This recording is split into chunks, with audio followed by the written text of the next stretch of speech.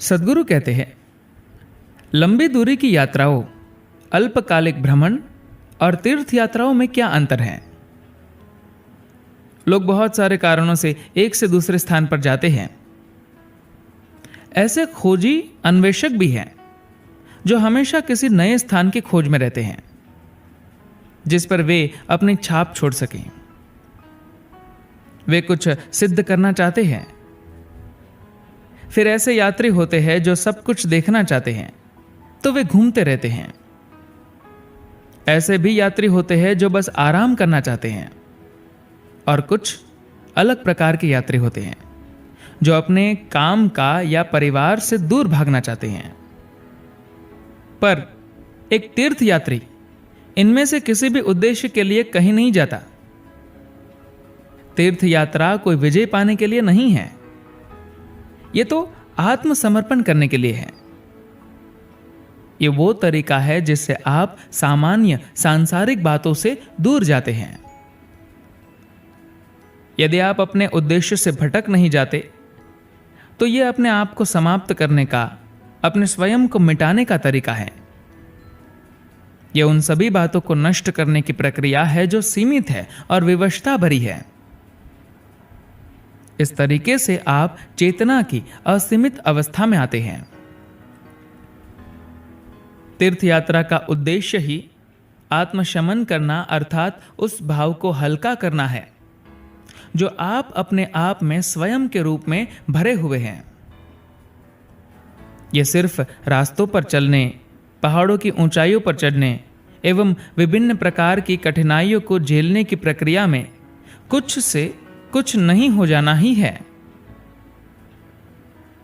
प्राचीन काल में ऐसे स्थानों पर जाने के लिए किसी भी व्यक्ति को शारीरिक, मानसिक और अन्य कई प्रकार की कठिनाइयों से होकर गुजरना पड़ता था, जिससे वह अभी अपने आप को जो कुछ समझता हो उसे कम हो जाए। अब तो यह सब बहुत ज्यादा आरामदायक हो गया है। अब हम उड़कर, कार चलाकर जाते हैं और बहुत कम ही चलना पड़ता है। शारीरिक रूप से 1000 वर्ष पहले मनुष्य जैसे होते थे, उनकी तुलना में आज हम बहुत ही कमजोर मनुष्य हैं,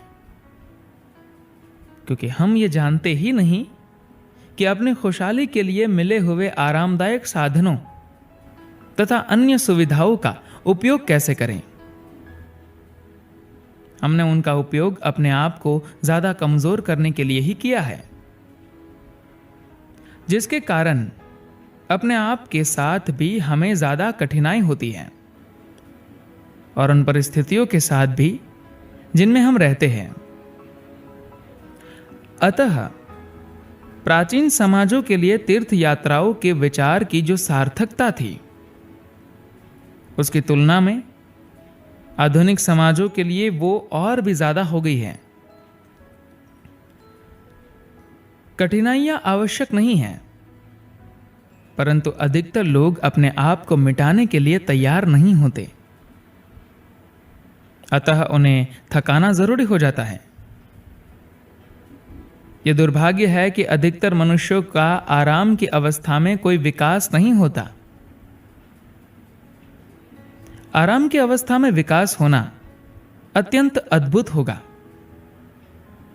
पर दुर्भाग्यवश जब बहुत आराम होता है तब अधिकतर लोग बेकार हो जाते हैं। उनमें कुछ महानता तभी आती है जब उन पर मुश्किलें आती हैं, लेकिन ऐसा होना जरूरी नहीं है। कुछ बाहरी आकर हमें नीचा कर दे, हरा दे, यह नहीं होना चाहिए। हम में यह समझने की क्षमता होनी चाहिए कि अगर हम अपने आप से कुछ बड़े का अनुभव करना चाहते हैं और उन आयामों को छूना चाहते हैं जो अभी हमारी समझ के बाहर है, तो महत्वपूर्ण बात यही है कि मैं कुछ हूं का भाव कम हो जाना चाहिए। अगर आपके पास काम करने वाला दिमाग है, तो आप अपने जीवन को ही एक तीर्थ यात्रा बना लेंगे। अगर अभी आप जहां हैं वहां से कुछ ऊंचा होने की प्रक्रिया में आपका जीवन नहीं है, तो फिर ये किस प्रकार का जीवन है? अगर ये जीवन लगातार वो जो है उससे ज्यादा ऊंचा होने की इच्छा नहीं रखता, तो ये जीवन कोई खास जीवन ही नहीं है। अगर आप कुछ ज्यादा, कुछ ऊंचा होने की इच्छा रखते हैं और उसके लिए लगातार काम करते हैं, तो आपका जीवन तीर्थ यात्रा ही है। धन्यवाद।